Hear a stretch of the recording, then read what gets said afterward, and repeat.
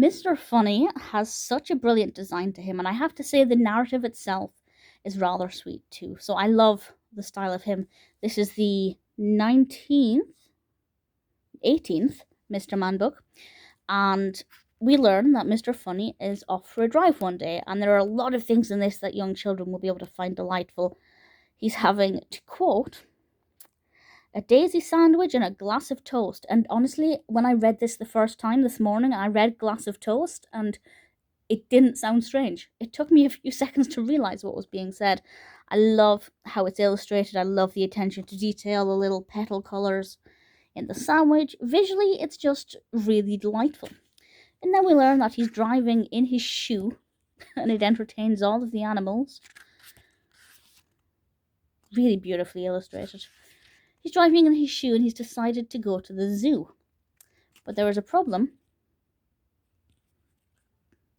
The animals are all unhappy. And Mr. Funny decides to use his talents as a funny person to cheer the animals up. As you can see, the elephant's laughing. There's a giraffe, a little bear, well, big bear. Oh, quite a sad lion. And it's all about the fact that Mr. Funny is using his abilities to make the animals laugh. And it's about doing something kind for other people, or I guess for other animals. It is a very silly story. It's something that a lot of young children will find ludicrously funny. But it's also got a nice message.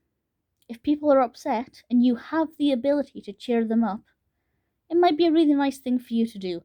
I certainly like Mr. Funny. I don't actually remember the story too well from my childhood. I remember the character very well, but not the specifics of the narrative. But reading it back now, I think it's rather sweet. It's a really nicely written narrative, definitely fun for young children, and a really nice character design too. I definitely think Mr. Funny is a real credit to the series.